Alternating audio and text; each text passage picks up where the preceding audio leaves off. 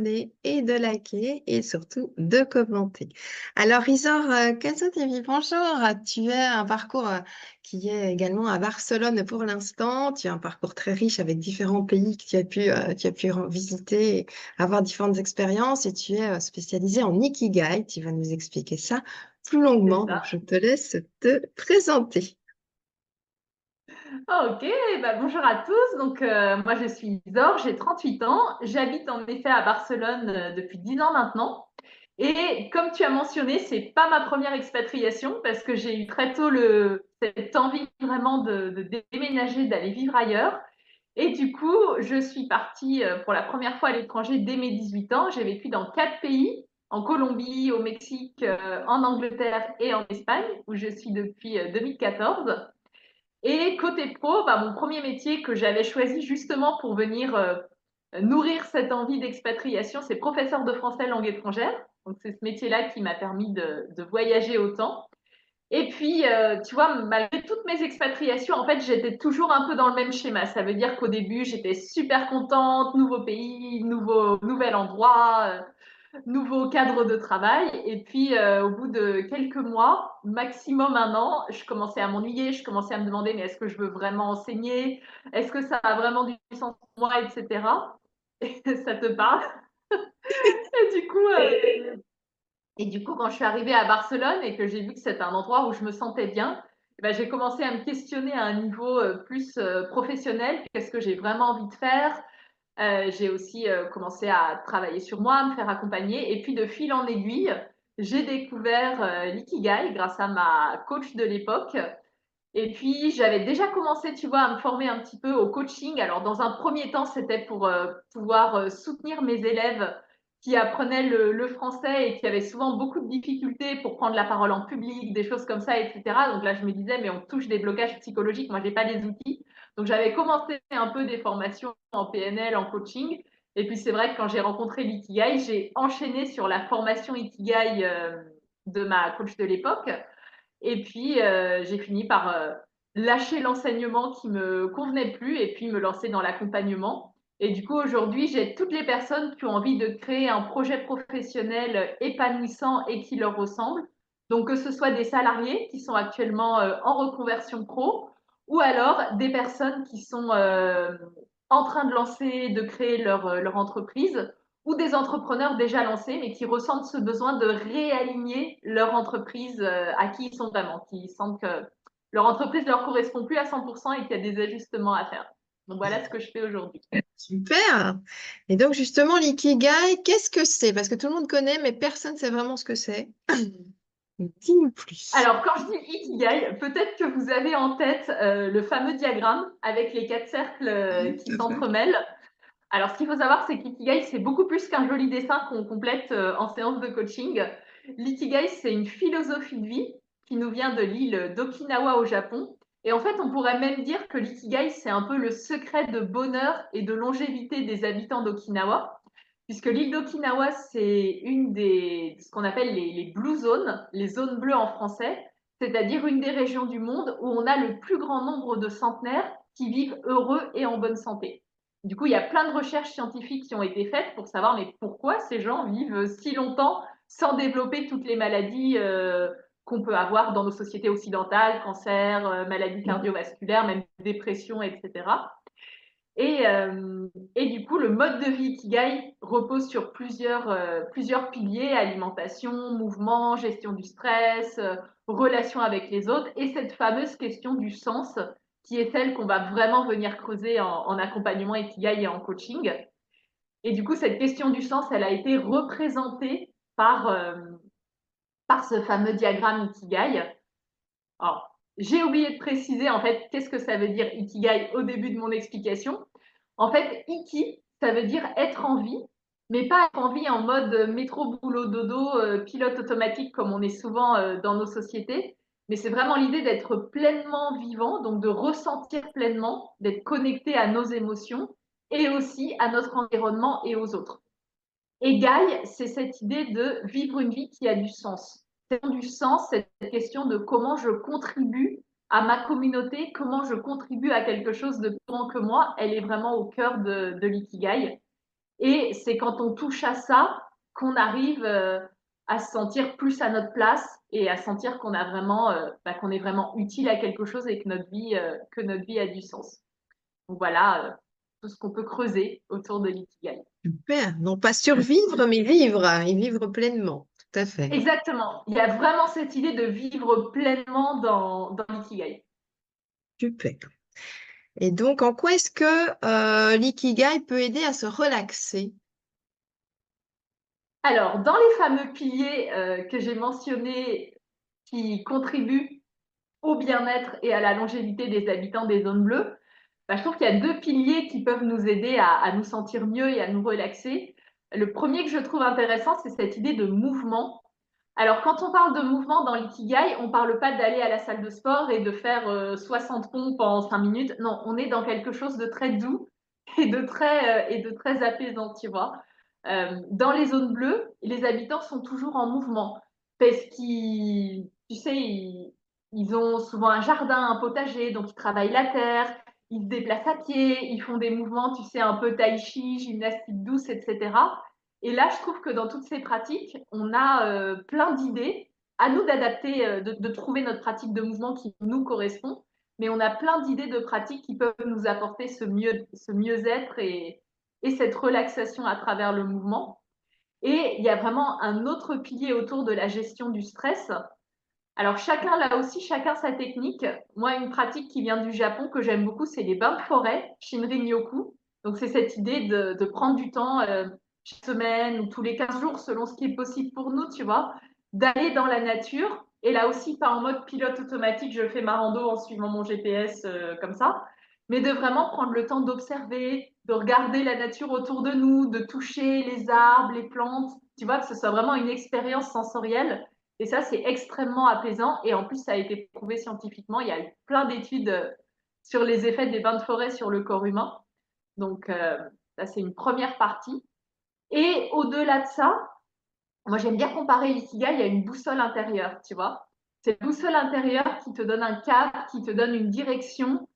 Et tout ce travail d'introspection que tu fais pendant l'ikigai, je trouve qu'il t'apporte un mieux-être et une certaine forme de sérénité. Je dirais peut-être pas relaxation, mais de sérénité, notamment au moment où tu dois prendre une décision ou faire un choix important, parce que tu peux te dire, OK, alors moi, mes valeurs importantes, c'est ça, ce que j'aime, ce qui me motive, c'est ça, et ben dans cette direction, est-ce que ce choix est aligné à qui je suis, est aligné à mes valeurs ou pas? Tu vois, et Oui. là, je trouve que ça donne une sérénité au moment de prendre une décision et de ne pas être en mode, mais je sais pas du tout ce que je veux faire, mais quelle est la meilleure option pour moi, j'en sais rien. D'avoir vraiment cette boussole intérieure et de dire, OK, qu'est-ce qui va dans la direction qui est juste pour moi ou pas? Oui, Ça, mieux je se trouve que c'est connaître très après utile. également, tout à fait. Oui. Ouais, tout à fait. Super. Et donc, dernièrement, tu as fait des posts que moi j'ai trouvé très courageux, c'est-à-dire que tu t'es vraiment mise à nu en disant, ben voilà, je suis à une étape de vie où je tourne un peu la page, je suis en repositionnement et est-ce que tu peux nous en dire plus? Oui, alors merci beaucoup déjà pour que ces postes t'aient touché. C'est vrai en fait que comme mes clients qui sont en transition de vie, moi aussi, je vis des périodes où je me questionne, que ce soit sur ma vie personnelle ou professionnelle. Et en fait, ce que j'ai voulu transmettre avec ces posts, c'est que sur les réseaux sociaux, en particulier pour les entrepreneurs, on a souvent des qui nous montrent un peu que le bon côté des choses, tu vois.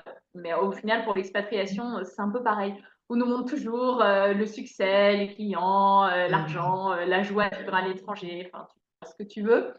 Mais on nous montre jamais en fait l'autre côté et ce qui fait que les personnes qui traversent, je le vois souvent chez mes clientes, une période de doute, une période comme ça de repositionnement, se sentent vraiment même, tu sais, tu peux te sentir coupable de pas aller bien à 100%, coupable de douter, coupable de te poser des questions. Et j'ai voulu un peu normaliser ça et dire qu'en fait, ça devait pas être un tabou et que parfois on devait faire des choix compliqués, mais qu'au final, c'était normal. Et je crois aussi que dans notre vie, on évolue en permanence, en fait.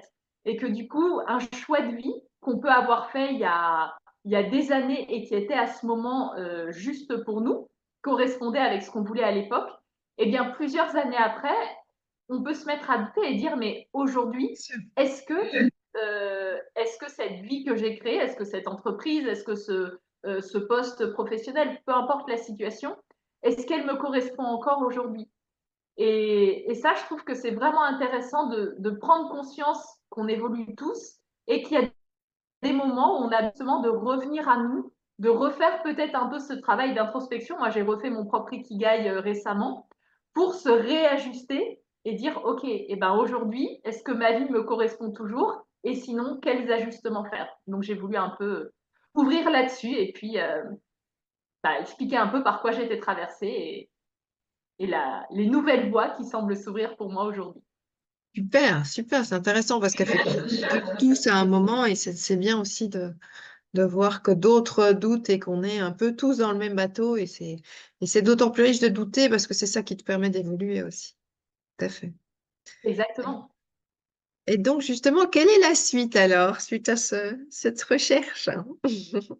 Eh bien, écoute, la suite, c'est que je continue bien sûr mon activité dans le coaching et l'accompagnement parce que vraiment, j'adore accompagner les gens dans leur transition de vie, dans la création de leur activité, de leur entreprise, etc.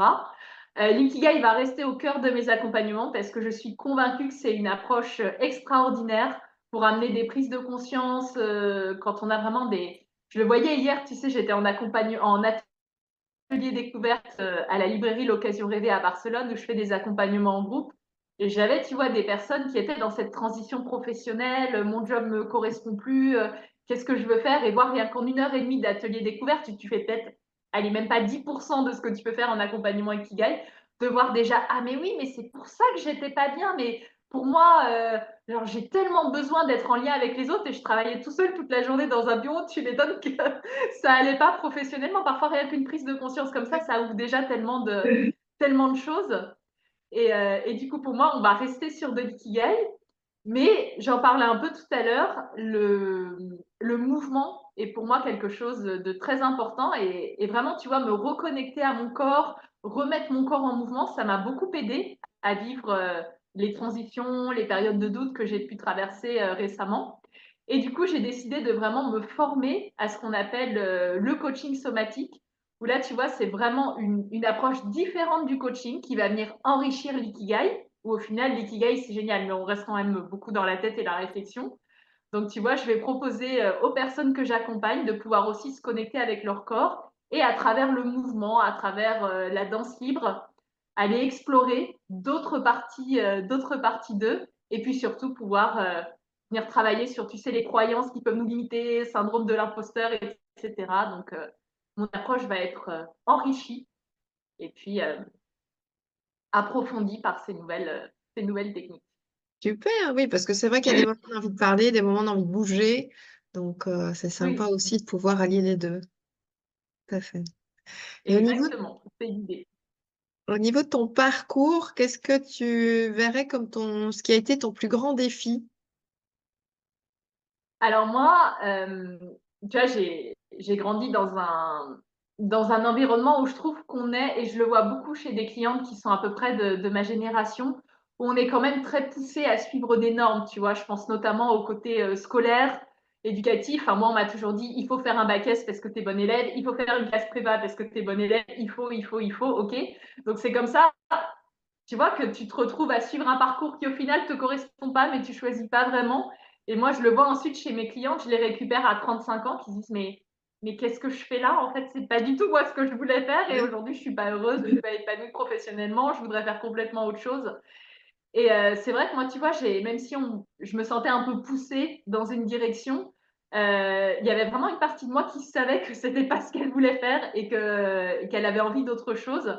Et je crois qu'un de mes plus grands défis, ça a été d'apprendre à écouter un peu mon intuition, tu vois, mon désir, mon feu intérieur, et à dire, OK, moi, qu'est-ce que j'ai vraiment envie de faire, moi, pas les autres, et, euh, et d'avoir osé, tu vois, suivre cet élan. Et puis, par exemple, partir vivre en Colombie à 21 ans, ce qui n'était pas du tout évident à l'époque, et ce qui m'a permis de vivre au final des expériences incroyables. Donc, ouais, vraiment le défi de prendre les rênes de sa vie et puis oser se mettre en action en suivant notre cœur et ce qui nous semble le plus juste pour nous. tout à fait. Et il y a aussi un autre sujet qui revient beaucoup, c'est que moi, je suis ce qu'on appelle une personne neuroatypique. Donc, tout ce qui est hypersensibilité au potentiel intellectuel, multipotentialité, ça me parle beaucoup. Et la plupart de mes clientes, ça leur parle aussi d'ailleurs. Et quand on a, tu vois, quand on grandit en se sentant différente, bah, moi, dès petite, tu vois, je sentais bien que je fonctionnais pas comme les autres. Il y avait quelque chose en moi qui était vraiment différent de la norme, en tout cas. Et pour moi, ça a été un très gros défi d'apprendre à me connaître aussi sur ces points-là, d'apprendre à comprendre mon fonctionnement, à identifier mes vrais besoins, et puis ensuite à les respecter pour me sentir aussi plus détendue, plus apaisée. Et ça, c'est aussi une cause qui me tient beaucoup à cœur, tu vois, d'accompagner ces femmes qui sentent qu'elles ne rentrent pas dans la norme, Oui. à vraiment comprendre comment elles fonctionnent, s'apaiser, et puis faire en fait de ce qui les rend différentes, et ben en fait de comprendre que c'est leur plus grande force et de créer une vie qui répond à leurs besoins et qui leur permet d'exprimer vraiment tout leur potentiel. Ça, c'est vraiment une cause qui me tient à cœur. Super, oui, déjà reconnaître ces différences, c'est déjà un gros point, et puis après, pouvoir en faire une force, effectivement. Super, super. Quelle est la conclusion que tu donnerais? Eh ben écoute, j'avais pas préparé cette question-là. Écoute, pour conclure, moi, j'encourage vraiment toutes les personnes qui regardent cette interview et qui sont en ce moment dans une période de doute, de questionnement, que ce soit à un niveau personnel et professionnel, à vraiment se donner le temps et l'espace de se reconnecter à elles et de se dire, OK, moi, au fond de moi, de quoi j'ai vraiment envie, de quoi j'ai vraiment besoin aujourd'hui et qu'est-ce qui est le plus juste pour moi. Et très souvent, je trouve, tu sais, on cherche des réponses partout, on a envie de demander à la copine, voilà, à notre entourage et tout, mais qu'est-ce que je ferais, qu'est-ce qu'il faut que je fasse et tout. Mais en fait, on cherche pas au bon endroit quand on fait ça, Bien parce sûr. que les réponses, moi, je suis convaincue qu'on les a à l'intérieur de nous et qu'en fait, le vrai travail, c'est d'arriver à se reconnecter à nous-mêmes et à trouver nos propres réponses à l'intérieur. Donc voilà, c'est mon message pour toutes les personnes qui nous écoutent et qui peuvent se reconnaître dans notre conversation. Tout à fait, bah, écoute, super. Je compléterai en disant que n'oubliez pas que la personne la plus importante pour vous, c'est vous. Et en tout cas, un tout Mhm. grand merci, Zor, pour cet entretien très riche et très intéressant. Et puis, je te Merci dis à beaucoup à bientôt et toi. je vous dis à bientôt aussi. Voilà. Merci, bonne journée. Merci à tous, au revoir.